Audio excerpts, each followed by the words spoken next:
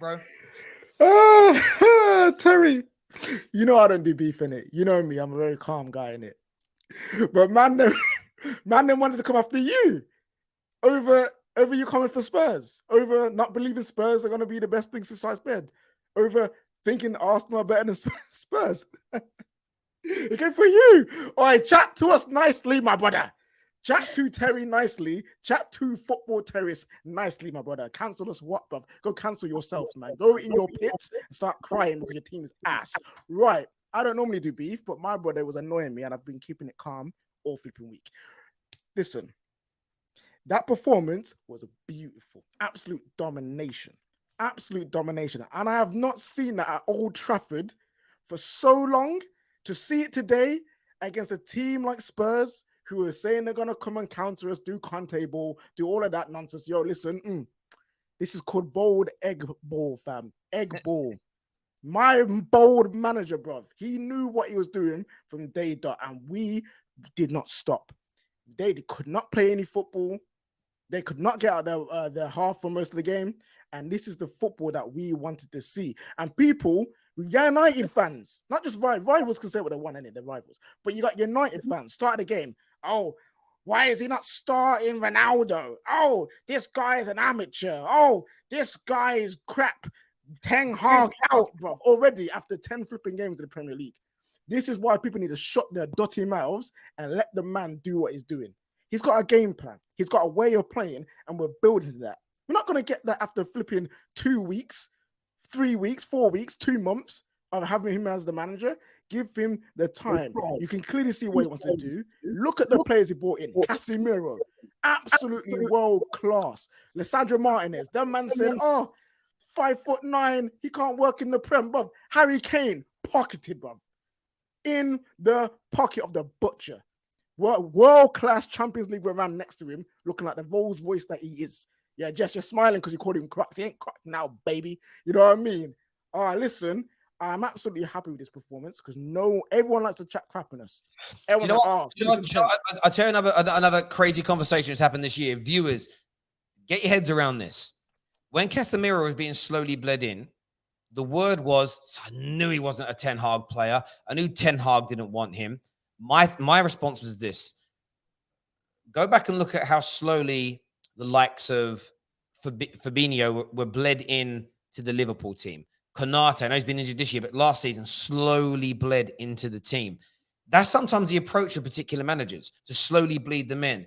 And we're now seeing the best version of Casemiro. We are seeing the Real Madrid, the 4-5 times Champions League winning Casemiro start to deliver. If he'd have been rushed in first game, not fully fit, not quite sharp, not up to speed with his style, that could have started him off in a bad place and in a bad trajectory. The reason Anthony started straight away is because Anthony knows how the manager wants football to be played. He's also younger, energetic. Like people need to stop trying to do up, I know better than Ten Hag because I'm a fan and he's managing the flipping Eredivisie. Like, stop. Like, I'll say it now, yeah? I don't care. Ten Hag is a world-class coach. He's a world-class coach, and we need to just let him do what he's doing. Like, because we may not finish top 4, but this whole talk of we're going to finish 10th, foolishness. I said it. If we miss out on top 4, it's not going to be like 10, 15, 20 points that people don't want it to be. It will be like 5, 3, 2. Like, we are building to something that is looking like it can go on and do something. If we can go and win the Europa League, beautiful. If we can go and win an FA Cup or a Carabao Cup on the way, beautiful. But people need to stop speaking on Ten Hag's name. Stop speaking crap on our players because you're so used to negativity. Stop. Let them do what they're doing. Rashford today, wonderful performance in my opinion. He didn't get the goal, but that's the Rashford we love. Driving up players, taking shots, making chances happen. He almost had a nice assist come through as well. Bruno offside. And then flipping Bruno Fernandes. People love to chat about him so much. My dad don't like him.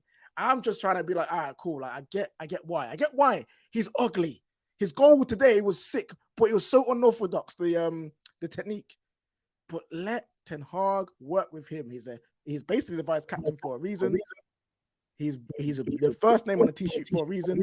Let him do what he's doing. If by the end of the season he's out the team, he's out the team. But if we are moving forward and he's at the center of it, listen, just be quiet. You're not fans need to be quiet. enjoy the ride, and let's see where I go on. Stop the negativity, man. I'm tired of it. Every single day crying about something.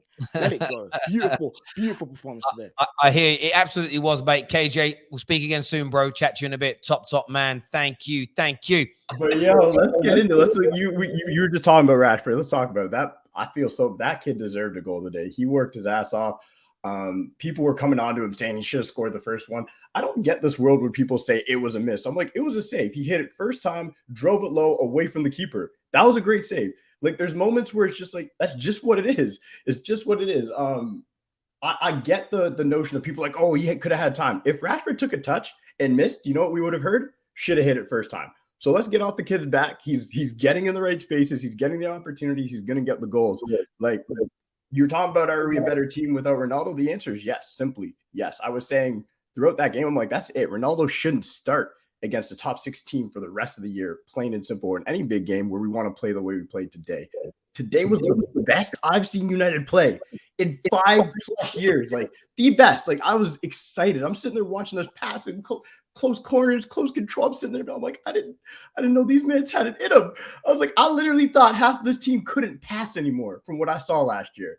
And legit, what we saw today, even, I get it, Bruno had some wasteful moments, but he had some great moments where he just made the simple pass. You saw Fred, you saw Casemiro, the right calls for the ball. And then let's talk about Antony real quick, because Antony, thank you, Liverpool, for buying Darwin Núñez, because at the end of the day, that's where the money would have gone. We wouldn't have gotten Antony. Antony was the player we needed.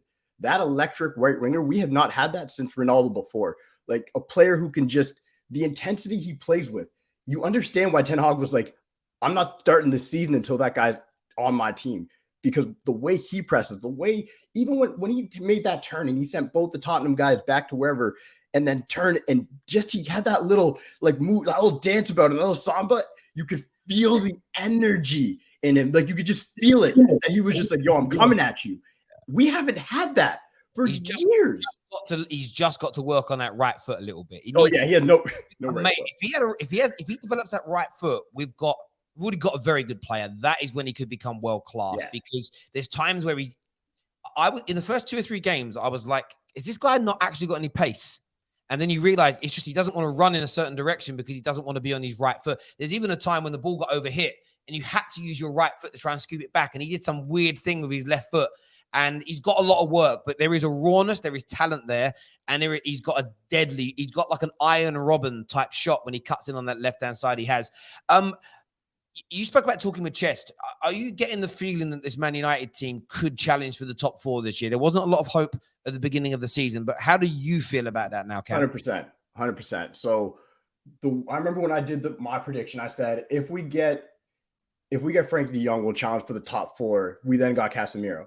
It's obviously taken some time to see what Casemiro is going to add to this team and how Ten Hag was going to use him, because he's using him different than how he's going to use Frankie. There's one thing I'm really impressed with Ten Hag right now is he's clearly adjusting left, right, and center. Like, he's not playing like what all he did was every time we knew the same thing was going, whether it was square pegs, circle, and round circles. You know what I'm saying?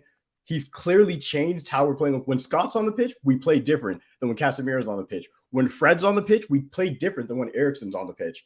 And that, for me, is why we will now challenge, because I'm seeing a coach who saw what Conte was going to do, countered it, and did his thing. Look at Art. Like, I've had to hold my hands up about Arteta, saying like I wasn't sure if he was the right coach. He clearly is, but Ten Hag knew what to do against him. He knew what to do. Like, Arsenal had all the possession; they outplayed us per se, but we knew we weren't going to play with them on the day. So Ten Hag, game by game by game, is showing that he's very, very malleable, and I think that's what you need to challenge for the top 4 in this league.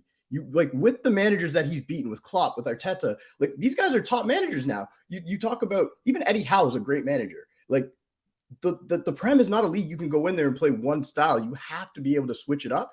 And we're seeing that with Ten Hag, and it's so nice to see a team that's playing football. Like, today, the last few games, we've been playing football. People were talking about, oh, Man United countering and sitting back. Like, no, it's clear that he's getting his guys. This is going to take a while. I'm not saying we are the finished article. We are far from it.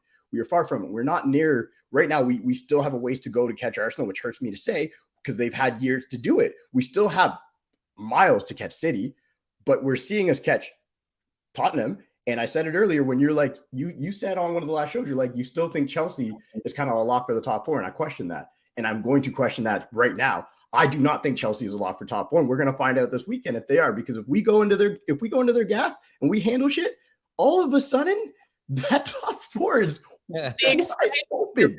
Is making me so upset. Bro, what do you want from me, Jess? You want what you say? Look at like You know, like, you can just tell that. Mate, listen, Chelsea, do something on the weekend. They're too gassed. Listen, and I'm sure a lot of Man United fans will feel like that as well, and that's why we need the variety of fans on. Listen, Cam, thanks for coming on, mate, and having your say. I appreciate it, bro. Top man. Thank you.